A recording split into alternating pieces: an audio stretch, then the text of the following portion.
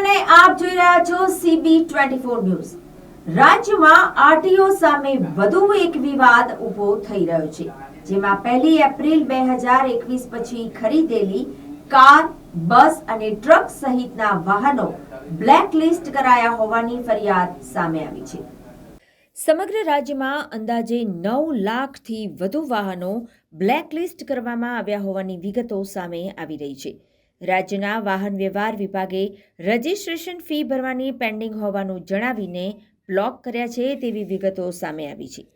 કોંગ્રેસ નેતા દર્શન નાયકે મુખ્યમંત્રીને ફરિયાદ કરતા જણાવ્યું કે રાજ્યમાં વિવિધ 9 લાખથી વધુ વાહનો બ્લેકલિસ્ટ કરવામાં આવ્યા છે, જેમાં રાજ્યના મંત્રી મુકેશ પટેલની કાર પણ બ્લેકલિસ્ટ થઈ છે। તેમજ ભાજપ પ્રદેશ પ્રમુખ CR પાટીલના પુત્રની કાર બ્લેકલિસ્ટ કરવામાં આવી છે, તો કોંગ્રેસ નેતા દર્શન નાયકની કાર પણ બ્લેકલિસ્ટ કરવામાં આવી છે। આ મામલે કોંગ્રેસ નેતાનો આરોપ છે કે રાજ્યના વાહન વ્યવહાર વિભાગની બેધારી નીતિ જવાબદાર છે। રજિસ્ટ્રેશન ફી ભરવાની પેન્ડિંગ હોવાનું જણાવી વાહન બ્લેકલિસ્ટ કરવામાં આવ્યા છે, જેની સાથે જ કોંગ્રેસ નેતાનો આરોપ છે કે સત્તાનો દુરુપયોગ કરીને વાહન બ્લેકલિસ્ટ કરવામાં આવ્યા છે। આ સાથે જ કોંગ્રેસ નેતા દર્શન નાયક દ્વારા CMને ફરિયાદ કરતા જણાવાયું છે કે આ મામલે તપાસ કરાવી કસૂરવાર અધિકારી સામે પગલાં ભરવા જોઈએ। વાહન માલિકોએ કચેરીના ટેબલે ફરવાની નોબત આવી છે, તેમજ 100 રૂપિયા ભરવા માટે દરેક જણાએ કચેરીના ટેબલે ફરવું પડશે।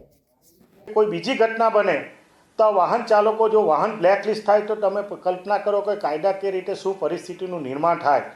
આ ગંભીર બાબત કયા અધિકારીના કારણે આ ઉપલબ્ધ થયું અને 2.5 વર્ષ પછી રાજ્ય સરકારને ખબર પડી કે ટેક્સ વસૂલાત કરવાનો બાકી રહી ગયો છે।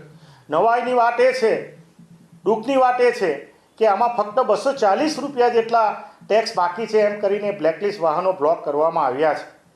આ રાજ્ય સરકાર કયા પ્રકારની કામગીરી કરે છે, કયા અધિકારીને આની જવાબદારી છે, અને રાજ્ય સરકારના આ બેદરકારીને કારણે ગુજરાતના 10 લાખ વાહન ચાલકોએ આજે પોતાની પ્રતિષ્ઠા ગુમાવવાનો વારો આવ્યો એવું દેખાઈ આવે છે।